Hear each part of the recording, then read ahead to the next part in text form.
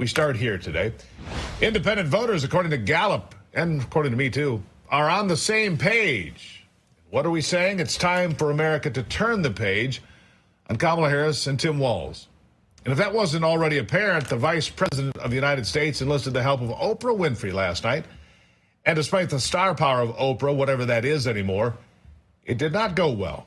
We'll have a lot more on this coming up throughout the program, so stick around for that. But I do want to make sure you hear this one answer that Kamala gave, for some reason, discussed what she would do if an intruder broke into her home, something that's, well, it's too common in Joe Biden, Kamala Harris's America. People get their houses broken into. What would she do? Well, here it is. I'm a gun owner. Tim Walz is a gun. I did not know that. If somebody breaks in my house, they're getting shot. Yes, I hear that. I hear that. Probably should not have said that. But my staff will deal with that later. Yeah. Yeah, the problem is they're not getting shot by her, of course. They're being shot by the Secret Service. I still don't believe she has a gun. It's on CNN now. They're wondering, too. Really? What gun do you have? You keep talking about it. What kind of gun do you have? Where did you buy it? You see, Kamala Harris is trying to tack to the middle as we get closer to this election. That's why she said what she said about having a gun, owning a gun, and shooting an intruder. She thinks somehow that will ingratiate her with, ordinary folks across the country, all the while talking about the epidemic of gun violence. See, she wants to have a gun for herself or an armed contingent around her, a security team, but she doesn't want you to be armed or be able to defend yourself. And if Kamala Harris and Tim Walz want to talk about gun violence, they should at least say something about a victim of gun violence. I mean, is it too much to ask for them to say something about the heroism and strength of President Trump? Is it too difficult for them to acknowledge that President Trump is a survivor of gun violence? Is it too unreasonable for them to admit that two men have tried to kill President Trump in the last 8 weeks? Or should Harris continue to say inflammatory things about President Trump instead of saying something clear and convincing to discourage her supporters from attacking the former president, soon to be next president? And what about Tim Walz? He calls himself a coach. He was a volunteer assistant coach on a state championship team. He wasn't the actual coach. Should he stop demonizing President Trump instead of saying President Trump demonizes his opponents? Perhaps there should be a moratorium on Democrats who use violent rhetoric. Maybe Harris should lead the way because she's the most egregious offender. She's a repeat offender with regard to hate speech when it comes to Trump and his followers. And yet she has the audacity to cackle and comment on the importance of words. The word salad queen wants to talk about the importance of words. She says words have meaning. She just doesn't happen to know what they are. But indeed they do. Too bad she doesn't know what she says. Too bad she has done nothing to prove she knows something, anything about domestic policy or foreign policy, the economy or NATO or fundamental issues of war and peace.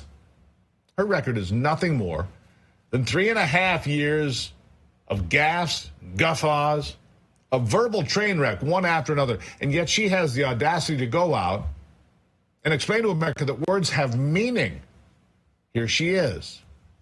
I learned a long time ago in my career, having a background as a prosecutor, when you have these positions, when you have that kind of microphone in front of you, you really ought to understand at a very deep level how much your words have meaning. How ironic then for Harris to say she wants to turn the page on harmful rhetoric. She must not read or listen to her own speeches because she does great harm to the English language. She slaughters it. She should review the pages her speechwriters give her or throw them out altogether because everything she's said to date, every line she's memorized, every sentence she's had read slowly off a teleprompter has been either irrelevant or incomprehensible or both. The meaning, however, is not lost on America's enemies. Put another way, no one who hears Kamala speak fears her. No one who listens to Harris thinks she is competent or credible, least of all the Islamists in Hamas or Hezbollah. Yet all she keeps doing is saying we must turn the page. Here's more. And we've got to say that you cannot be entrusted with standing behind the seal of the President of the United States of America, engaging in that hateful rhetoric that, as usual, is designed to divide us as a country, is designed to have people pointing fingers at each other. It's designed to do that. And I think most people in our country, regardless of their race, are starting to see through this nonsense and to say, you know what, let's turn the page on this. This is exhausting and it's harmful and it's hateful and grounded in some age-old stuff that we should not have the tolerance for. So let's turn the page and chart a new way forward and say, you can't have that microphone again.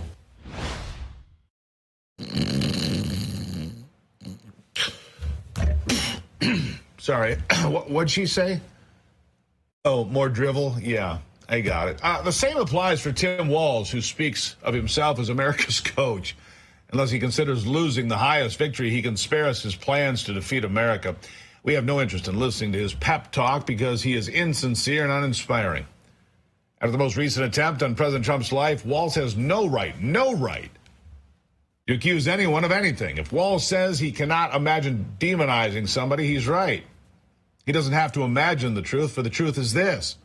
Walz has demonized President Trump repeatedly and the people that support him. The same goes for his wife, Gwen, and her turn-the-page rant, which will just about make your eyes cross and your head explode, but, well, I got to show it to you anyway.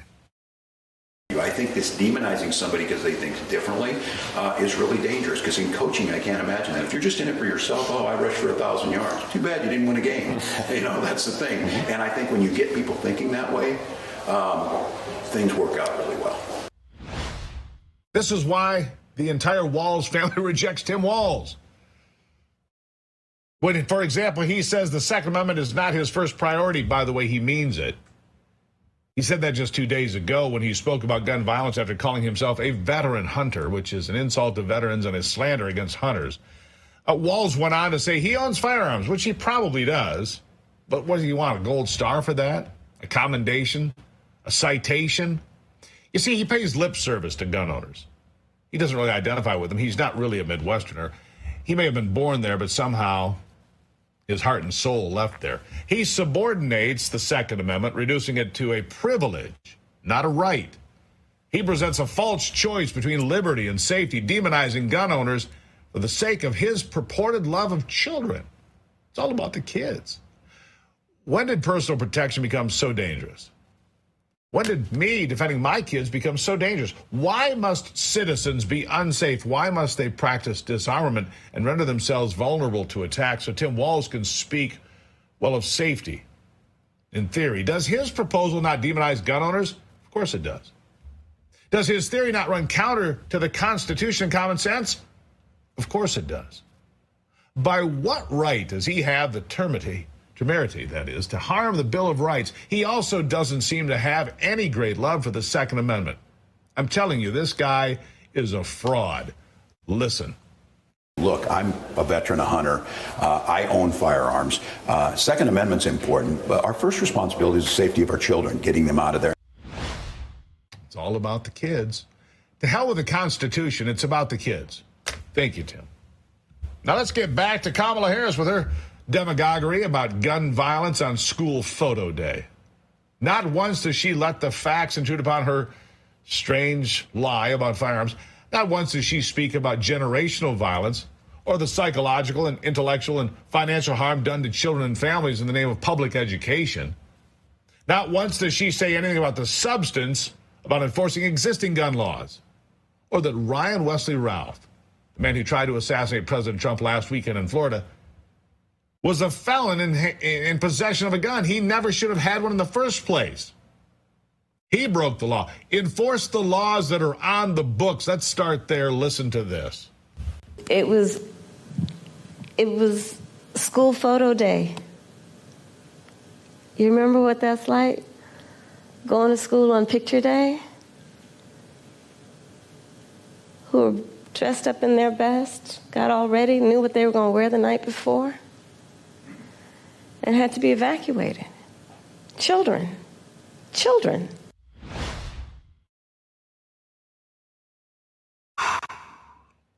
How much of this we have to put up with? Seriously, how much how much do we have to put up with this? She's tough to listen to. Anyhow, for Harris to opine or drivel on these things or anything is painful, but for her to shoot her mouth off on the Second Amendment is just truly unbearable. She doesn't know anything about the subject. She can claim to be a gun owner. I do not believe her. And by the way, I'm not the only one now. The conversations are being held on CNN and elsewhere. I've been saying it for weeks now, ever since she said, I'm a gun owner at the debate. I don't believe it. Her behavior is inexcusable considering she is a lawyer and the former chief law enforcement officer for the state of California. But standards, they don't impact Harris. Why should they? When has Harris chosen prudence over expediency or deliberation over demagoguery? When has she ever sounded, well, presidential? We can do without her scattershot rhetoric and Walz's scatterbrained talk. We're deaf to their words because they are blind to reality. The reality that we face is unlike Harris's vision of America or Walz's strange vision for America because we believe in America. We believe in America and its citizens. We believe America is a nation of laws and that laws, like words, have meaning. We believe a leader must choose his words carefully. Kamala Harris fails this test every day. So does Tim Walz. President Trump is the only leader who has passed this test twice. If we mean to win this election, if we intend to make America great again, we must be true to our word. Polls are open today in Virginia, the newest state to enter election season. Oh, and by the way, on social media, it looks like there are big crowds of Trump supporters and voters voting early. I guess they got the memo that Democrats are going to play the game, so you better teach them how to play the game better. Keep up the good work there in the Commonwealth of Virginia.